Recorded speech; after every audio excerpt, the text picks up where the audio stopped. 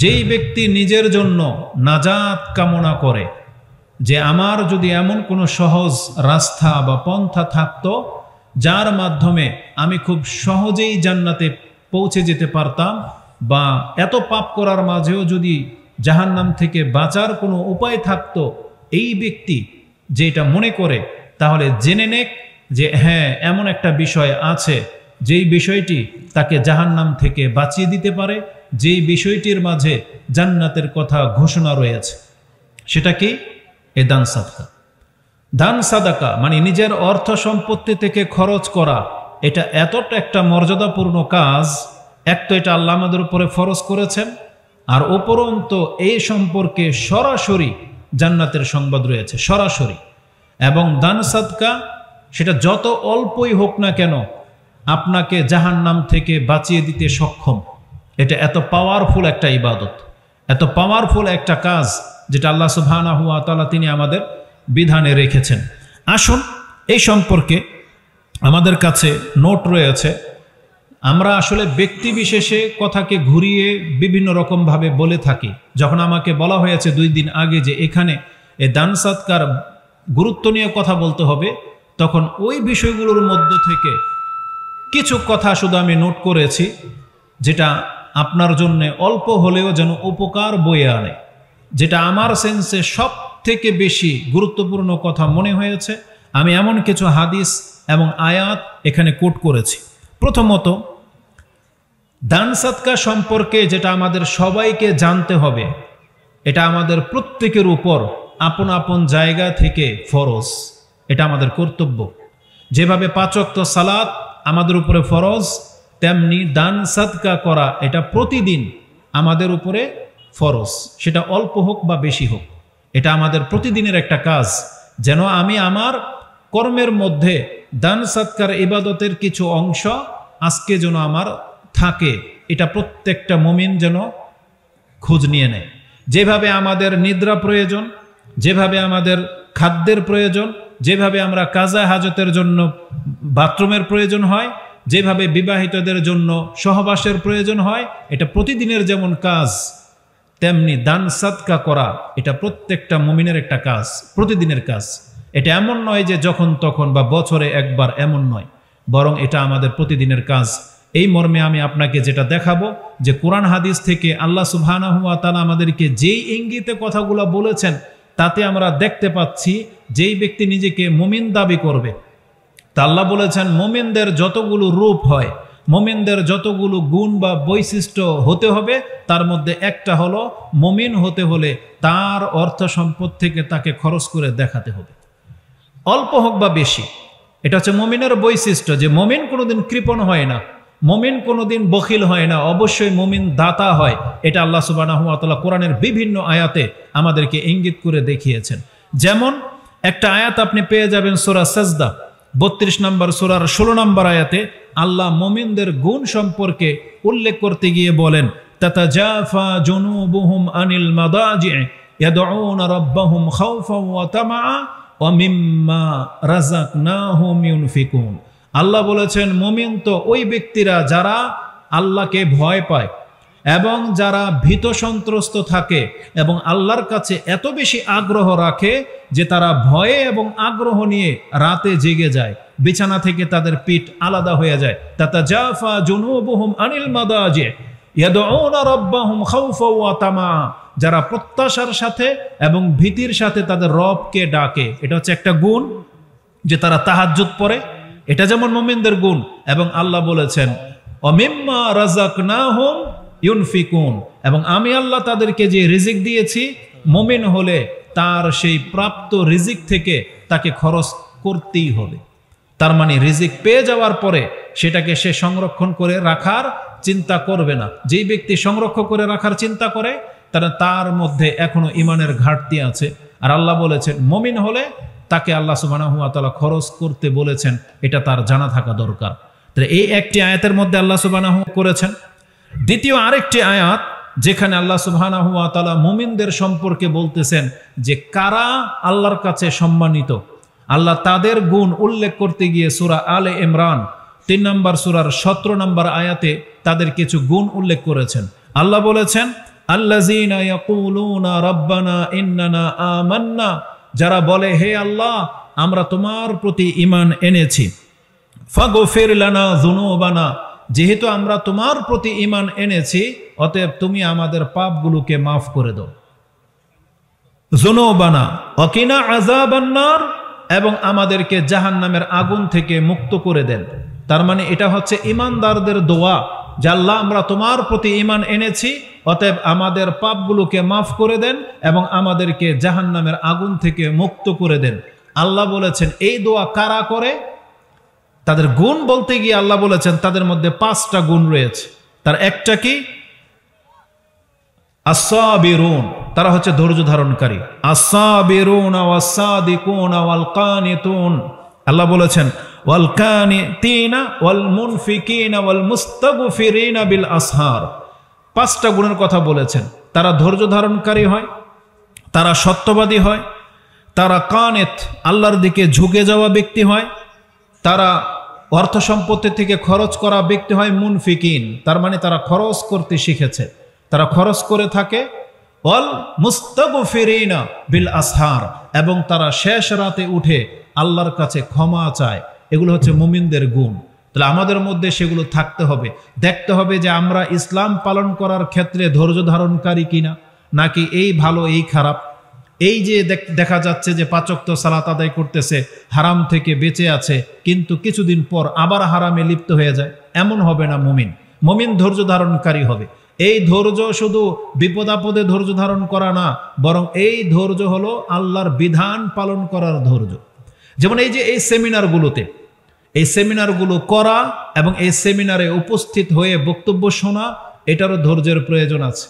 কিন্তু কিছুদিন দেখা যায় যুবকরা যখন নতুন নতুন ইসলামটাকে জানার সুযোগ পায়, কিছুদিন তার মধ্যে ঈমানের জাজবা এত তুঙ্গে থাকে, কিন্তু যেমনি দিন দিন সময় যেতে থাকে তখন তাকে আমরা হারিয়ে ফেলি। তখন দেখা যায় যে তাকে আর এই ধরনের সেমিনারগুলোতে পাওয়া যায় না। তখন সে মনে হচ্ছে যে তার যা জানার সব জেনে ফেলেছে, এখন এখানে না গেলেও চলবে, এমনটা মনে হয়। তবে জেনে নেন, এই সব জায়গাতে যে সব সময় না জানা ব্যক্তিরাই আসবে তা কিন্তু না, বরং এগুলোকে আপনাকে শান মানের সাথে নিতে হবে। এটা একটা ঐতিহ্য, এটা একটা প্রুফ, এটা একটা প্রমাণ। কারণ আমরা যে আজকে সালাফি মানহাজ গ্রহণ করেছি, আমরা যে কোরআন হাদিসের সংখ্যা দিন দিন যে বাড়ছি, আপনি হলেন তার প্রমাণ।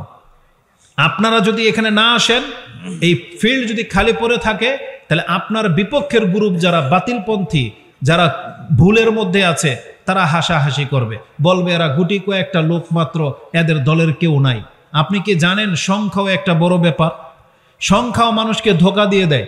এই জন্য ইব্রাহিম আলাইহিস সালাম তিনি আল্লাহর কাছে দোয়া করতেন, আল্লাহ তুমি আমাদেরকে কাফেরদের জন্য ফিতনার কারণ বানিয়ে দিও না। মানে আমাদের পাপের কারণে যদি আল্লাহ তুমি আমাদেরকে শাস্তি দাও, তাহলে কাফেররা তো হাসাহাসি করবে, ওরা বলবে যে এই মুসলিমরা আল্লাহর কাছে পছন্দনীয় না, এই জন্য আল্লাহ এদেরকে মার দেয়, আল্লাহ এদেরকে লাঞ্ছিত করে ছেড়ে দিয়েছে, আমরাই ভালো পথে আছি। তো যে কোনো সময় আপনার উপস্থিতিটা এটা অনেক কিছু ম্যাটার করে। এটার জন্য ধৈর্য লাগে, টাকা খরচ লাগে। যারা কিছু ভাই তো আমাদের সাথে সাক্ষাৎ করেছেন, যারা অনেক দূর দূর থেকে এসেছেন, তাহলে আপনি যদি এটা না করতেন তাহলে আমাদের এই প্যান্ডেল করার কোনো মূল্য থাকতো না, এটা বৃথা হয়ে যেত।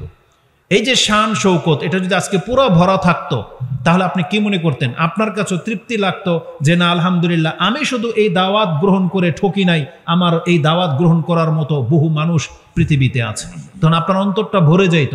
এই জন্য আমরা বলবো যুবক ভাইদেরকে, যারা সালাফি মানহাজের দাওয়াত পেয়ে গেছেন এবং অন্তর থেকে একিন হয়ে গেছে যে এটা হক দাওয়াত, অতএব আপনাকে আর পিছন ফিরিয়ে তাকার কোনো অপশন নাই, আপনাকে এখন সামনে বাড়তে হবে। এবং এই ধরনের সেমিনারগুলো যেন প্রতিষ্ঠিত হয়, সেটা যেখানেই হোক, আপনাকে কষ্ট করে হলেও আপনার 2-1 বন্ধু বান্ধবদেরকে নিয়ে সেখানে যেতে হবে, যাতে করে তারাও আপনার মতন হেদায়েত পেয়ে যায়। কিন্তু আমরা দেখেছি অনেক যুবক হেদায়েত পাওয়ার পর দাওয়াতি কাজ করেন না, চুপচাপ থাকেন, আপনার কারণে আপনার বন্ধুগুলো গুমরা হয়ে থাকতে বলে যে ওই ধর্মকর্ম করে না, তাহলে আমরা আর কি করব। কিন্তু আপনি হেদায়েত যেভাবে পেয়ে গেছেন, যেটা বুঝেছেন, এটা যদি ওদের মধ্যে প্রচার করতে পারতেন, তাহলে আপনার মতো ওরাও হেদায়েত পেয়ে যেত। তাওতে মুমিনদের গুণ হলো ধৈর্য ধারণ করা। আল্লাহ বলেছেন ওয়াস-সাবিরিনা ওয়াস-সাদিকিনা ওয়াল কানিতিন, আমাদেরকে আল্লাহর দিকে ঝুঁকতে হবে। আজকে অধিকাংশ মানুষ আমরা জেনে গেছি যে কোরআন সুন্নাহ সালাফি দাওয়াত বা আহলে হাদিসের দাওয়াত এটা হক, তারা কোরআন হাদিস দিয়ে কথা বলে, আর বেদাতিরা পর্যন্ত আমাদের প্রশংসা করে যে এদের শ্রোতারা কোরআন হাদিস ছাড়া কিচ্ছা কাহিনী শুনে না। তাহলে যেই ব্যক্তি এটা জানার পরে আল্লাহর দিকে ঝুঁকবেন না, এটা তো আপনার হীনতা। কোরআন হাদিস জানার পরে কোনো ব্যক্তির অন্তর আল্লাহর দিকে ঝুঁকবে না, এটা তো অনেক বড় ত্রুটি। এজন্য আল্লাহ বলেছেন মুমিনদের গুণ হচ্ছে আল কানিতুন, তারা আল্লাহর দিকে ঝুঁকে যায়। ওয়াল মুনফিকিন, তারা খরচ করতে শিখেছে। অতএব আমাদেরকে খরচ করতে হবে। আপনি জানেন, আপনিই না প্রশংসা করেন ওই যে একটা দলকে, গুমরা দলকে, তাবলিগি জামাতকে, যে এরা মুখলেস ব্যক্তি, এরা নিজেরটা খেয়ে দাওয়াতি কাজ করে। তাহলে আপনি যেহেতু প্রশংসা করতেছেন তাদের, তো ওই গুণটা আমাদের মধ্যে কেন নিয়ে আসি না আমরা? ওই গুণটা আমরা নিয়ে আসি। আপনি আপনার এক বন্ধুকে খরচ দিয়ে, পথ খরচ দিয়ে এখানে নিয়ে আসতেন, তাহলে তো আপনি একটা ভালো কাজ করতেন। তাহলে আপনার বন্ধু একটা কোরআন হাদিস মোতাবিক কিছু কথা শুনতে পেত, ও হেদায়েত পেয়ে যেত। সাউন্ডটা কম রাখো, এই সাউন্ডটাকে কম রাখো, এই যে মাইক ডিস্টার্ব করে। তা আল্লাহ সুবহানাহু ওয়া তাআলা বলেছেন মুমিনদের গুণ হলো তারা কানিতিন এবং মুনফিকিন, তারা খরচ করতে জানে। ওয়াল মুস্তাগফিরিনা বিল আসহার, এবং তারা রাতে উঠে আল্লাহর কাছে ক্ষমা চায়। তাহলে এগুলো ভুলবেন না। তো এই আয়াতও প্রমাণ করে যে আল্লাহ সুবহানাহু ওয়া তাআলা বলেছেন মুমিনদের একটা গুণ হলো মুমিনরা খরচ করতে জানে। মুমিন কোনোদিন কৃপণ হয় না। আল্লাহ সুবহানাহু ওয়া তাআলা সূরা আলে ইমরান এই 3 নম্বর সূরার আরেকটি আয়াতে, যেটা আপনি 133-34 পেয়ে যাবেন, যেখানে আল্লাহ বলেছেন উইদ্দাত লিল মুত্তাকিন, আমি জান্নাতটাকে প্রস্তুত করে রেখেছি মুত্তাকিদের জন্য। তারা কারা? আল্লাযিনা উইদ্দাত লিল মুত্তাকিন আল্লাযিনা, তারা মানুষকে ক্ষমা করে। ওয়াল কাযিমিনাল গায়জ ওয়াল আফিনা আনিন নাস, এবং তারা রাগকে দমন করতে পারে এবং তারা অন্যকে ক্ষমা করে। এই জায়গাতে আল্লাহ খরচ করার কথাও বলেছেন যে তারা তাদের অর্থ সম্পত্তি থেকে খরচ করে। এটা হচ্ছে মুমিনদের গুণ। আরেকটা আয়াত নিয়ে নেন। আল্লাহ সুবহানাহু ওয়া তাআলা আমাদেরকে বলেছেন যে এটা হচ্ছে মুমিনদের গুণ, যে মুমিনরা তাদের অর্থ সম্পত্তি থেকে খরচ করবে। আর এটা যে আমাদের ফরজ দায়িত্ব, এই মর্মে সরাসরি আল্লাহ আমাদেরকে আদেশ করেছেন। কোরআনে কিছু আয়াত আছে যে আয়াতগুলো ইয়া আইয়ুহাল্লাযীনা আমানু দিয়ে শুরু হয়েছে, আর কিছু আয়াত আছে ইয়া আইয়ুহান নাস। এই দুইটা আয়াত আপনি খুব গভীরভাবে লক্ষ্য করবেন। ইনশাআল্লাহ আগামী খুতবায় এই বিষয়টা নিয়ে কথা হবে যে ইয়া আইয়ুহাল্লাযীনা আমানু বলে আল্লাহ কি বলেছেন। আব্দুল ইবনে মাসউদ রাদিয়াল্লাহু তাআলা আনহুর কাছে কিছু ব্যক্তি উপদেশ নিতে এসেছেন যে আমাদের কাছ থেকে কিছু অঙ্গীকার গ্রহণ করেন।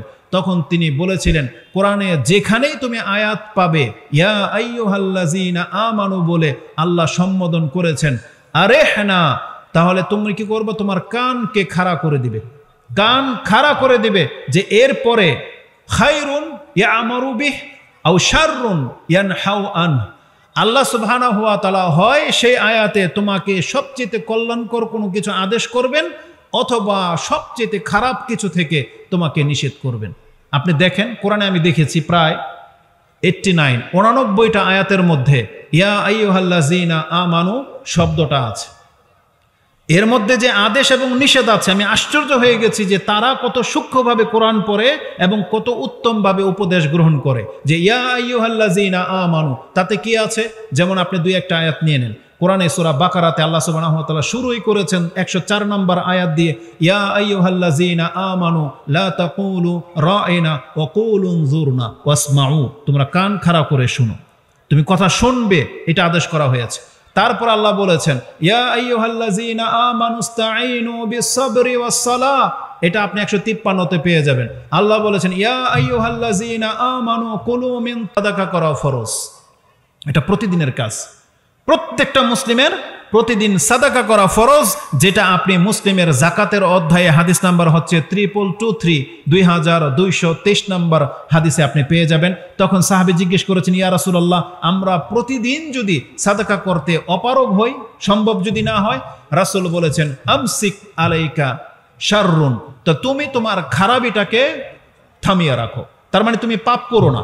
উতরুকুস সাইয়্যা এটাও আছে, এবং আমসিকিস সাইয়্যা বা আমসিকিস শার, তুমি ক্ষতি করা থেকে নিজেকে বাঁচিয়ে রাখো। তার মানে প্রত্যেকটা মুসলিমের উপর এটা ফরজ যে আমরা প্রতিদিন কিছু না কিছু দান সাদকা করব। আর যেই ব্যক্তি দান সাদকা করতে পারি না, আমাদের উপরে আরেকটা দায়িত্ব হলো আমরা যেন কাউকে কোনোদিন কোনো ক্ষতি না করি। তার মানে প্রতিদিন আমাদেরকে আমাদের হাতকে বাঁচিয়ে রাখতে হবে যে আমার দ্বারা যেন কোনো একটা মুসলিমের ক্ষতি না হয়। অন্তত আমি যদি কারো উপকার করতে না পারি, কিন্তু কারো ক্ষতি যেন না হয়, এটা করতে পারলে আমাদের প্রতিদিনের ফরজ দায়িত্বটা পুরা হয়ে যাবে। কারণ রাসূল বলেছেন নিজে কাউকে ক্ষতি করা থেকে বেঁচে থাকাটাও একটা সাদাকা। তার মানে যেই ব্যক্তি অর্থ দিয়ে সাদাকা করতে পারে না, তাহলে তাকে কোনো না কোনো ভালো কাজ করে সাদাকার নেকিটা প্রতিদিন নিতে হবে। কারণ সাদাকা অনেক গুরুত্বপূর্ণ জাহান্নাম থেকে বাঁচানোর জন্য।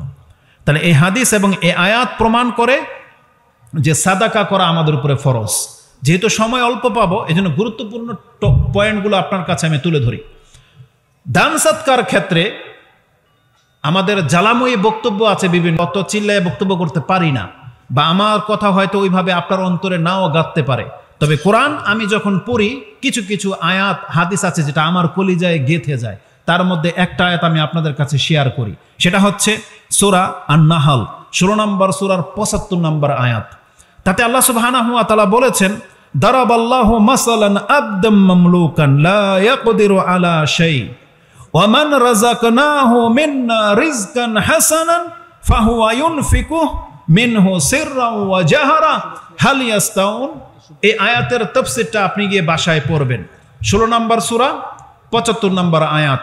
তাতে আল্লাহ সুবহানাহু ওয়া তাআলা দুই ব্যক্তির উদাহরণ টেনেছেন। দারাবাল্লাহু মাসালান আবদাম মামলুক, একটা কৃতদাস, আরেকজন হচ্ছে তার মালিক। এই দুই ব্যক্তির উদাহরণ টেনেছেন। যদিও তাফসিরে কথাটাকে একটু ভিন্ন অ্যাঙ্গেলে এনেছে, সেখানে স্বয়ং আল্লাহ এবং মূর্তির উদাহরণ দেওয়া হয়েছে, কিন্তু এইখানে এই সেন্সেও এই আয়াতটা রয়েছে যে আল্লাহ সুবহানাহু ওয়া তাআলা আমাদের কাছে একজন কৃতদাসকে দাঁড় করিয়ে দিয়েছেন। এটা হচ্ছে কৃতদাস।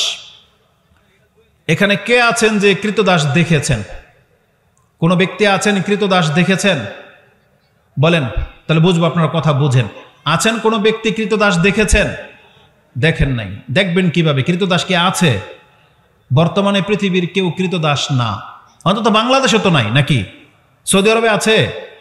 নাই, সৌদি আরবে নাই। কিন্তু তারা অনেক সময় আমাদেরকে কৃতদাস মনে করে থাকে। আর তাদের লম্পট যারা, আপনি ভাববেন না যে সৌদি আরবের সবাই ফেরেশতা। আমরা তো সবসময় সৌদি আরবের গুণগানই গাই, এটাই দেখেছেন না? আমরা শুধু হকের কথা বলি। সৌদি আরবের শুধু খালি আমরা গুণগান করি এটা না, তাদের কিছু অপরাধ আছে সেটাও আমরা বলি, আমাদের সালাফি আলেমরা বলে। কিন্তু আমরা বলি না বিদায় তারা বলে আমরা নাকি ওই যে সৌদি আরবের পেট্রো ডলার খোর, এমন আমাদের মন্তব্য করা হয়। বিষয়টা তা না। তো সৌদি আরবের মধ্যে যারা লম্পট কফিল, তারা খাদ্দামাদেরকে বুঝায় যে তোরা আমাদের কৃতদাস, ওদের সাথে জেরা পর্যন্ত করে। বুঝেন? এত নোংরা চরিত্রের লোক আছে যারা ইন্দোনেশিয়ান, ফিলিপাইন এই খাদ্দামাগুলাকে কৃতদাসের মতন ব্যবহার করে, যে তোরা তোদের মালিক আমরা, আমাদের সাথে করলে তোদের কোনো গুনাহ নাই, এমন লম্পটি কথাও বলে তারপরে এই খারাপ কাজগুলো করে। কিন্তু এদের সংখ্যা খুব কম, যেহেতু আলেমদের সংখ্যাই বেশি। আর তারা তো মুসলিম হিসেবে হালাল হারামকে ভয় তো পায়, কিন্তু কিছু পোংটা টাইপের লোক আছে না, ওরা তো এগুলো ভয় পায় না, তখন ওরা এই কাজগুলো করে। কিন্তু আমরা মুসলিমরা তো সবাই জানি যে চাকরানি কোনোদিন কৃতদাস না। কিন্তু বেশি লম্পট যারা, তারা এইভাবে ফুসলিয়ে ওদের সাথে খারাপ কাজগুলো করে। আল্লাহর কাছে আমরা আশ্রয় চাচ্ছি, বাংলাদেশের কোনো মুসলিম যেন কোনো খাদ্দামার বিষয় যেন কোনো দেশে গিয়ে কাজ করতে না হয়। বলেন আমিন। কারণ এটা অনেক লাঞ্ছনাজনক একটা বিষয়, অনেক লাঞ্ছনাজনক বিষয়। আমাদের কোনো মা বোন বা বাংলার কোনো মহিলা যেন অন্তত বিদেশে খাদ্দামার বিষয়ে কাজ করতে যেন যেতে না হয়। আল্লাহ তুমি মুসলিম যুবকদেরকে, ভাইদেরকে আল্লাহ এতটা সামর্থ্যবান করো যাতে আমাদের বাঙালি মুসলিমদেরকে আমরা হেফাজত করতে পারি। কারণ এটা অনেক বড় একটা ব্যাপার। কারণ তারা পেটের অভাবের কারণেই সেখানে যায়, কিন্তু বিভিন্নভাবে লাঞ্ছনার শিকার হয়।